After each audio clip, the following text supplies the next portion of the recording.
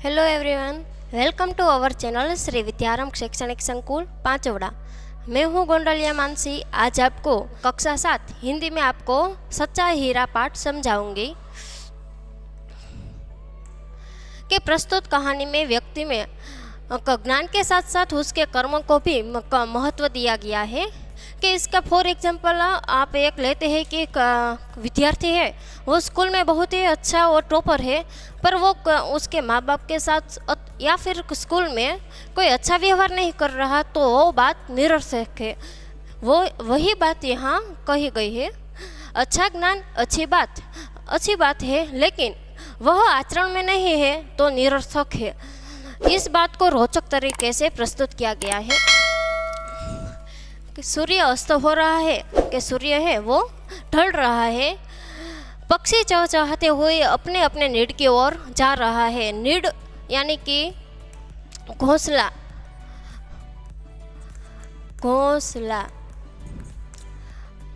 गांव की कुछ स्त्रियां पानी लेने के लिए घड़े लेकर कुएं की ओर चल पड़ी। यहाँ कुएं का समानार्थी शब्द होगा पनघट। कि कुछ स्त्रियां हैं, गांव के स्त्रियां, वो पानी लेने के लिए कुएं की ओर तरफ चलती है। पानी भरकर कुछ स्त्रियां और अपने घरों के ओर लौट चली, परंतु उनमें से 4 कुएं की पक्की जगह पर बैठकर आपस में इधर उधर की बातें करने लगी। इधर उधर वो एक रूढ़ि प्रयोग है जिसका अर्थ है गप्पे मारना।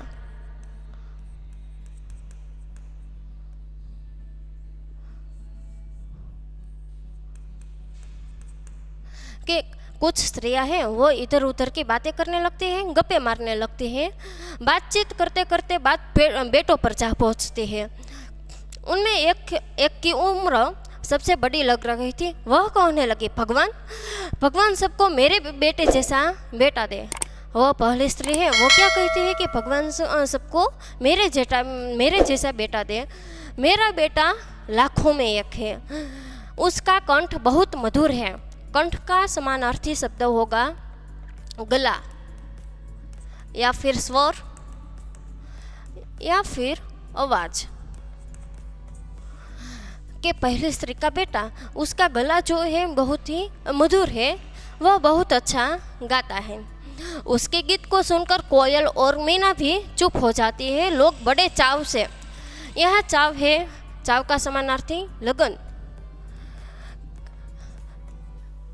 कि पहली स्त्री का बेटा जो गाना गाता है, वो गांव के लोग भी पूरी तरह से, पूरी लगन से और इच्छा से यह गीत सुनते हैं। देखिए, हम इस फोटो में देख सकते हैं कि कुछ स्त्रियां हैं, वो पानी कुएं की ओर भरने जाती है और भरते हैं। उसके बाद देखते हैं कि उसके बाद सुनकर दूसरी स्त्री का मन हुआ कि वह भी अपने बेटे की प्रशंसा करे। प्रशंसा यानी कि तारीफ करना। कि दूसरी स्त्री का बेटा है, वो भी तारीफ करने लगती है उनके बेटे की। उसने पहली स्त्री से कहा कि मेरे बेटे की बराबरी कोई नहीं कर सकता। वह बहुत ही शक्तिशाली और बहादुर है, कि बलवान है। वह बड़े बड़े बहादुरों को भी पछाड़ देता है। वह आधुनिक युग का भीम है। जो प्राचीन युग में कौन था? भीम। पांडवों में 5 पांडवों में से एक था भीम, जो बहुत ही बलवान था। यहाँ दूसरी स्त्री ने भी उसके बेटे को आधुनिक युग के भीम जैसा कहा है। वह सब सुनकर तीसरी औरत तो भला कैसे चुप रही थी? वह भी बोल उठी, मेरा बेटा साक्षात बृहस्पति का अवतार है। कि मेरा बेटा किसकी तरह है? उसने अपने बेटे को बृहस्पति के साथ सरखाया है। कि बृहस्पति जो देवों के गुरु है। बृहस्पति कौन है? जो देवों के गुरु, वो देवों का गुरु है, उनका अवतार है। वह जो कुछ पढ़ता है एकदम याद कर लेता है। ऐसा लगता है कि मानो कि उसके कंठ में सरस्वती का निवास हो। कि तीसरी स्त्री का बेटा है, वो उनके बेटे के गले में एकदम मानो कि उनके कंठ में सरस्वती बैठे हैं। तीनों औरतों की बातें सुनकर चौथी स्त्री चुपचाप बैठी रही। उसने अपने बेटे के बारे में कुछ नहीं कहा।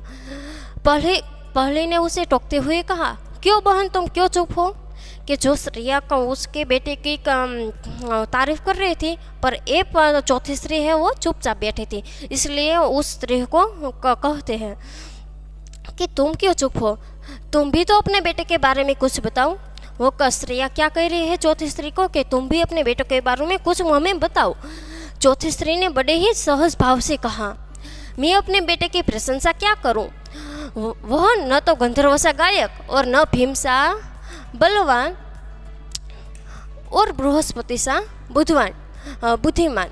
कि वो क्या कहती है चौथी श्री, गंधर्व सा गायक ना है और ना भीम सा बलवान है और न ही बृहस्पति जैसी बुद्धि है उसमें।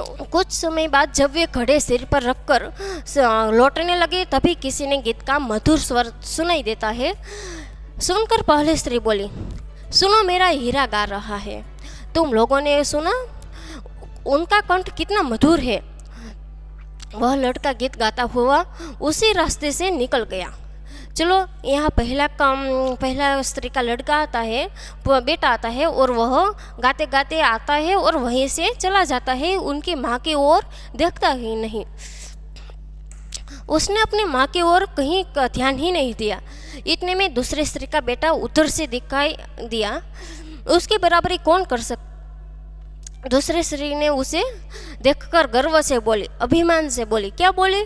कि देखो वह मेरा लाडला बेटा आ रहा है। शक्ति और सामर्थ्य में इसकी बराबरी कोई नहीं कर सकता। शक्ति और सामर्थ्य का अर्थ होता है बल। कि शक्ति और बल में मेरा बेटा मेरे बेटे के सामने कोई बराबरी नहीं कर सकता। वह यह कह ही रही थी कि उसका बेटा भी उसकी ओर ध्यान दिए बिना ही निकल चलता है। कि उसका दूसरी स्त्री का बेटा आता है, वह भी उसके सामने नहीं देखता है, चला जाता है। वे कुछ आगे बढ़ी तो एकाएक तीसरे स्त्री का बेटा उधर से संस्कृत के श्लोकों का पाठ करता हुआ निकला। उसने उच्चारण से ऐसा लग रहा था कि मानो उसके कंठ में साक्षात सरस्वती विराजमान हो। कि तीसरे स्त्री का बेटा आता है, उसको किसके साथ सरखाया था?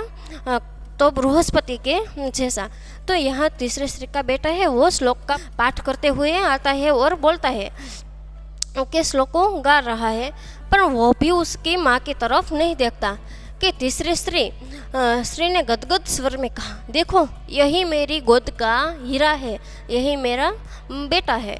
बृहस्पति का अवतार नहीं कहेगा? इसे कौन बृहस्पति का अवतार नहीं कहेगा? कि कोई भी लोग है तो इसको देखकर कोई क्यों नहीं कहेगा कि ये बृहस्पति का अवतार है? परंतु उसका बेटा भी माँ की ओर देखे बिना ही आगे बढ़ गया।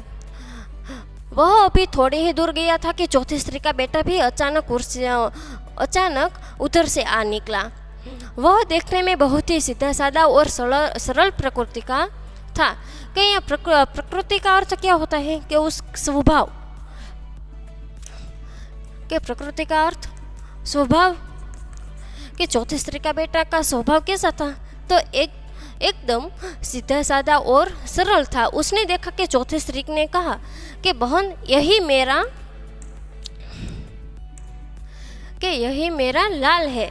कि लाल यानी कि मेरा बेटा है।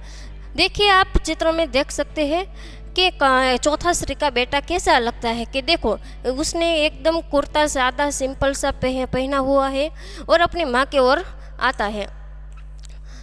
चौथी स्त्री उसके बारे में बता ही रही थी कि उसका बेटा पास आ पहुँचा। अपनी माँ को देखकर रुक गया और बोला, माँ लाओ मैं तुम्हारा घड़ा पहुँचा दो। चौथे स्त्री का बेटा को उसके माँ की ओर चला जाता है और कहता है कि चलो मैं तुम्हारा घड़ा है वो मैं घर तक पहुँचा दूँ। मना करने पर भी उसने माँ के सिर से